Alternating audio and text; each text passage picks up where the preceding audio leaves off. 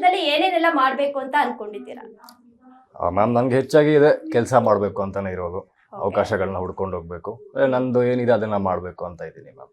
ನಂದು ಆಕ್ಟಿಂಗ್ ಆಗಿರ್ಬೋದು, ಬೇರೆ ಕ್ಲಾಸ್ ಡಾನ್ಸ್ ಆಗಿರ್ಬೋದು, ಅದನ್ನ ಮಾಡಬೇಕು ಅಂತ ಇದ್ದೀನಿ ನಾನು. ಓಕೆ, ಅಂದ್ರೆ ಹೊಸ ವರ್ಷ ಅಂದ ತಕ್ಷಣ ನನಗೆ ಪರ್ಸನಲಿ ನನಗೆ ನೆನಪಾಗುತ್ತೆ ಅಂತ ಅಂದ್ರೆ ಚಿಕ್ಕವರಿದ್ದಾಗ ಚಾಕ್ಲೇಟ್ಸ್ ಎಲ್ಲ ಕೊಡ್ತಾ ಇದ್ರು, ಅದ್ರ ಜೊತೆಗೆ ಗ್ರೀಟಿಂಗ್ ಕಾರ್ಡ್ ಎಲ್ಲ ಕೊಡ್ತಾ ಇದ್ರು. ಕೊಡ್ತಾ ಇದ್ವಿ ನಾವು, ನಮ್ಮ ಫ್ರೆಂಡ್ಸ್ ಇರಬಹುದು, ಫ್ಯಾಮಿಲಿ, ಟೀಚರ್ಸ್ಗೆಲ್ಲ ಗ್ರೀಟಿಂಗ್ ಕಾರ್ಡ್ ಎಲ್ಲ ಕೊಡ್ತಾ ಇದ್ರಿ. ನೀವು ಚಿಕ್ಕವರಿದ್ದಾಗ ಹೊಸ ವರ್ಷನ ಯಾವ ರೀತಿ ಸೆಲೆಬ್ರೇಟ್ ಮಾಡ್ತಾ ಇದ್ರಿ? ಚಿಕ್ಕದಕ್ಕೂ ಈಗಿನಕ್ಕೂ ಏನ್ ಡಿಫ್ರೆನ್ಸ್ ಇದೆ ಹೊಸ ವರ್ಷ? ಫಸ್ಟ್ ಮಾಡ್ಬೇಕಾದ್ರೆ ನಾವೆಲ್ಲ ಹುಡುಗರು ಸೇರ್ತಾ ಇದ್ವಿ ಅಪಾರ್ಟ್ಮೆಂಟ್ ಅಲ್ಲಿ, ತುಂಬಾ ಚೆನ್ನಾಗಿ ಸಂಭ್ರಮ ಎಲ್ಲ ಮಾಡಿ ಸೆಲೆಬ್ರೇಟ್ ಮಾಡಿ ಮಜಾ ಮಾಡ್ತಿದ್ವಿ. ಈಗ ಅದೇನು ಇಲ್ಲ ಅಷ್ಟೇ.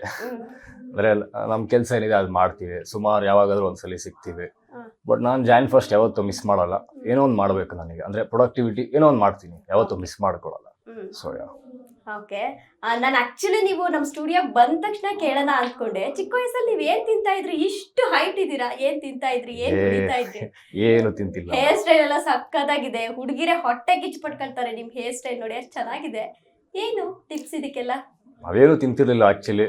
ಏನೇ ಇದ್ರು ನಮ್ ಜೆನೆಟಿಕ್ಸ್, ನಮ್ ತಂದೆ ಹೈಟ್ ಆಗಿರ್ಲಿ ಕೂದಲಾಗಿರ್ಲಿ ಎಲ್ಲ ಅವರಿಂದಾನೆ, ನಮ್ಮ ತಂದೆ ತಾಯಿ. ಬಟ್ ನಾವೇನು ತಿಂತಿರ್ಲಿಲ್ಲ. ಈಗೇನೋ ಸ್ವಲ್ಪ ಬಾಡಿ ಗಿಡಿ ಮಾಡ್ಕೊಂಡು ತಿಂತಾ ಇದೀವಿ ಅಷ್ಟೇ. ತುಂಬಾ ಚೆನ್ನಾಗಿ ಕಾಣ್ತಿದ್ದೀರಾ ಇವತ್ತು ಹೊಸ ವರ್ಷದ ದಿನ. ಬೇಸಿಕಲಿ ಯುವರಾಜ್ ಅವರು ಎಲ್ಲಿಯವರು? ನಾವೆಲ್ಲ ಹುಟ್ಟಿದ್ದು ಬೆಳೆದಿದ್ದೆಲ್ಲ ಬೆಂಗಳೂರಲ್ಲೇ. ನಮ್ಮ ತಂದೆ ತಾಯಿ ಎಲ್ಲ ಇಲ್ಲೇ. ಓದಿದ್ದು ಎಲ್ಲ ಇಲ್ಲೇ? ಎಲ್ಲ ಇಲ್ಲ ಇಲ್ಲ ಇಲ್ಲ ಇಲ್ಲೇ ನಮ್ಮ ರಾಜರಾಜನಗರದಲ್ಲಿ ವೆಂಕಟ್ ಇಂಟರ್ನ್ಯಾಷನಲ್ ಪಬ್ಲಿಕ್ ಸ್ಕೂಲ್ ಅಂತ ಇದೆ, ಅಲ್ಲೇ ನಮ್ದು. ಸ್ಕೂಲ್ ಡೇಸ್ ಅಲ್ಲೆಲ್ಲ ಹೇಗಿರ್ತಾ ಇದ್ರು ಯುವರಾಜ್? ಸ್ವಲ್ಪ ನಾಟಿ ನಾಟಿಯಾಗಿ ಇರ್ತಾ ಇದ್ರಿ, ಫುಲ್ ಜಾಲಿಯಾಗಿ, ಏನಾದ್ರೂ ಟೆನ್ಷನ್ ತಗೊಳ್ತಿರ್ಲಿಲ್ಲ, ಫುಲ್ ಜಾಲಿಯಾಗಿದ್ರಿ? ಎಲ್ಲ ಜಾಲಿ ಆಗಿದೆ, ಬಟ್ ಪಾಸ್ ಆಗ್ತಿದೆ. So no, ಆರಾಮಾಗಿತ್ತು.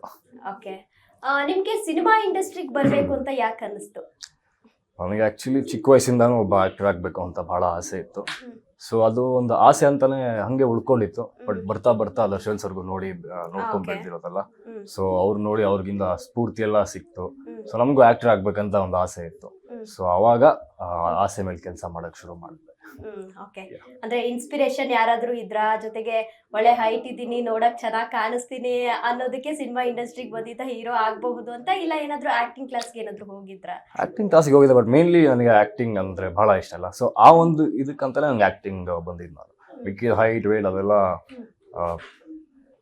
ಸೆಕೆಂಡರಿ. ಮೇನ್ ಅಂದ್ರೆ ಅಭಿನಯ ಚೆನ್ನಾಗಿ ಮಾಡ್ಬೇಕು. ಸೊ ಅದು ನನ್ನ ಗುರಿ. ಸೊ ಡೆವಿಲ್ ಸಿನಿಮಾದಲ್ಲಿ ತುಂಬಾ ಚೆನ್ನಾಗಿ ಆಕ್ಟ್ ಮಾಡಿದೀರಾ. ಈ ಅವಕಾಶ ನಿಮಗೆ ಸಿಕ್ತಾಗ ನಿಮ್ ರಿಯಾಕ್ಷನ್ ಹೇಗಿತ್ತು? ಅವೆನ್ ಬ್ಲಾಂಕ್. ಆ ಒಂದು ಮೂಮೆಂಟ್ ಯಾವತ್ತೂ ಮರೆಯೋಕ್ಕಾಗಲ್ಲ. ಫುಲ್ ಬ್ಲಾಂಕ್ ಆದೆ. ಆಕ್ಚುಲಿ ನಾಳೆ 7:30 ಶಾರ್ಟ್ ಅಂದ್ರೆ ಇವತ್ತು ಬೆಳಿಗ್ಗೆ ನನಗೆ ಅದೊಂದು ಪಾತ್ರ, ಅದ್ರ ಬಗ್ಗೆ ಮಾಹಿತಿ ಅಂದ್ರೆ ನಾನು ಮಾಡ್ತಿದ್ದೀನಿ ಅಂತ ಡೈರೆಕ್ಟರ್ ಸರ್ ಹೇಳಿದ್ರು. ಸೊ ಬಹಳ ಖುಷಿ ಆಯ್ತು. ಬಟ್ ಅದ್ರ ಜೊತೆ ತುಂಬಾ ಶಾಕ್ ಆದೆ. Was blank. ಏನ್ ಮಾಡ್ಬೇಕಪ್ಪ.